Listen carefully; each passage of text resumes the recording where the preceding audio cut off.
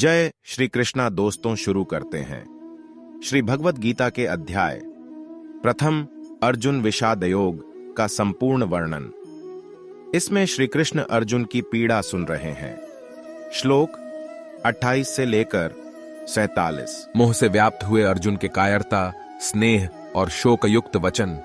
अर्जुन उवाच दृष्टेवमं स्वजनम कृष्ण युयुत्सु समुपस्थितम सीदंती मम गात्राणि मुखम च परिशुष्यति वे पथुष शरीरे में रोमहर्षश जायते।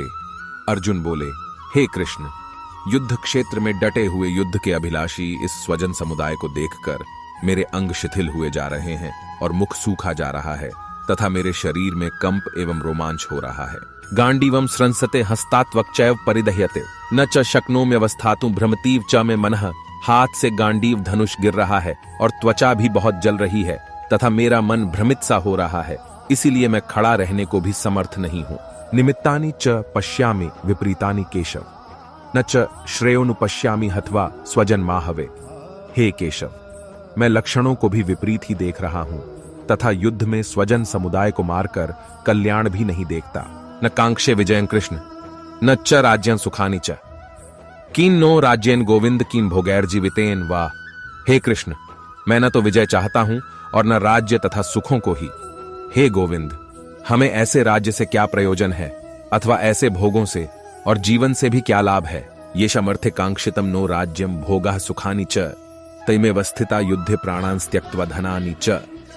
हमें जिनके लिए राज्य, भोग और सुखादि अभीष्ट हैं, वे ही ये सब धन और जीवन की आशा को त्याग कर युद्ध में खड़े हैं। आचार्यः पितरः पुत्रस्तथैव च पितामहः मातुलः श्वशुराः पौत्राः श्यालाः संबंधिनस्तथा गुरुजन, ताऊ चाचे, लड़के और उसी प्रकार दादे, मामे, ससुर, पौत्र, साले तथा और भी संबंधी लोग हैं। ऐतान्न हन्तुमिच्छामि घ्नतोपि मधुसूदन अपि त्रैलोक्य राज्यस्य हेतो किन्नु मही कृते। हे मधुसूदन, मुझे मारने पर भी अथवा तीनों लोकों के राज्य के लिए भी मैं इन सबको मारना नहीं चाहता, फिर पृथ्वी के लिए तो कहना ही क्या है। निहत्य धार्तराष्ट्रान्न का प्रीति स्यात् जनार्दन पाप में वाश्रये दस्मान हथवैतानाथताय न। हे जनार्दन, धृतराष्ट्र के पुत्रों को मारकर हमें क्या प्रसन्नता होगी। इन आतताइयों को मारकर तो हमें पाप ही लगेगा। तस्मान नारहा वयम हंतु धार्तराष्ट्रान् स्वबांधवान् स्वजनम ही कथम हत्वा सुखिन्नः स्याम माधव। अतएव हे माधव, अपने ही बांधव धृतराष्ट्र के पुत्रों को मारने के लिए हम योग्य नहीं हैं, क्योंकि अपने ही कुटुंब को मारकर हम कैसे सुखी होंगे। यद्यप्येते न पश्यन्ति लोभोपहच्चेतसा कुलक्षय कृतं दोषम मित्रद्रोहे च पातकम कथम न झेयमस्माभिः पापादस्मान् निवर्तितुम।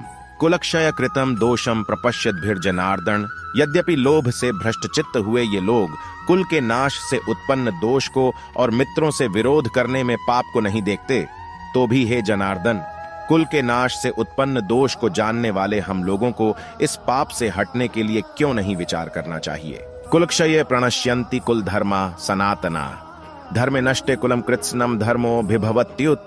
कुल के नाश से सनातन कुल धर्म नष्ट हो जाते हैं तथा धर्म का नाश हो जाने पर संपूर्ण कुल में पाप भी बहुत फैल जाता है। अधर्माभिभवात् कृष्ण प्रदुष्यन्ति कुल स्त्रिय स्त्रीषु दुष्टासु वार्ष्णेय जायते वर्ण संकरः।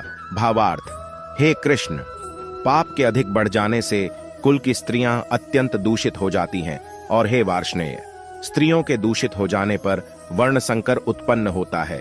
संकरो नरकायेव कुलघ्नाना कुलस्य च पतंति पितरो ह्येषां लुप्त पिंडोदक क्रिया। वर्ण संकर कुलघातियों को और कुल को नरक में ले जाने के लिए ही होता है। लुप्त हुई पिंड और जल की क्रिया वाले अर्थात श्राद्ध और तर्पण से वंचित इनके पितर लोग भी अधोगति को प्राप्त होते हैं। दोषैरितः कुलघ्नानाम वर्ण संकर कारकै उत्साद्यन्त जाति धर्मा कुल धर्माश्च शाश्वता। इन वर्ण संकर कारक दोषों से कुलघातियों के सनातन कुल धर्म और जाति धर्म नष्ट हो जाते हैं। उत्सन्न कुल धर्माणाम मनुष्याणां जनार्दन नरकेण्यतम वासो भवतीत्यनुशुश्रुम। हे जनार्दन, जिनका कुल धर्म नष्ट हो गया है, ऐसे मनुष्यों का अनिश्चित काल तक नरक में वास होता है, ऐसा हम सुनते आए हैं। अहो बत महत्पापम कर्तुं व्यवसिता वयम यद्राज्य सुखलोभेन हंतु स्वजन मुद्यता। हाँ, शोक, हम लोग बुद्धिमान होकर भी महान पाप करने को तैयार हो गए हैं, जो राज्य और सुख के लोभ से स्वजनों को मारने के लिए उद्यत हो गए हैं। यदि माम प्रतिकारम शस्त्रम शस्त्रपाण्या धार्तराष्ट्रारणे हन्युस्तन में क्षेमतरम भवेत। यदि मुझ शस्त्र रहित एवं सामना न करने वाले को शस्त्र हाथ में लिए हुए धृतराष्ट्र के पुत्र रण में मार डालें, तो वह मारना भी मेरे लिए अधिक कल्याणकारक होगा। संजय उवाच एव मुक्त्वार्जुनः संख्ये रथोपस्थ उपाविशत विसृज्य सशरम चापम शोक संविघ्न मानसः। भावार्थ, संजय बोले, रणभूमि में शोक से उद्विग्न मन वाले अर्जुन इस प्रकार कहकर बाण सहित धनुष को त्याग कर रथ के पिछले भाग में बैठ गए। एईउएम तत्सदिति श्रीमद्भगवद्गीता सूपनिषत्सु ब्रह्म विद्यायां योग शास्त्रे श्री कृष्णार्जुन संवादे अर्जुन विषाद योगो नाम प्रथमोध्याय। दोस्तों, इसी के साथ श्री भगवत गीता का प्रथम अध्याय अर्जुन विषाद योग समाप्त हो गया। अब आगे अध्याय द्वितीय सांख्य योग आरंभ होगा। दोस्तों, अब आगे मुलाकात होगी श्री भगवत गीता के अन्य श्लोकों के साथ। जय श्री कृष्ण।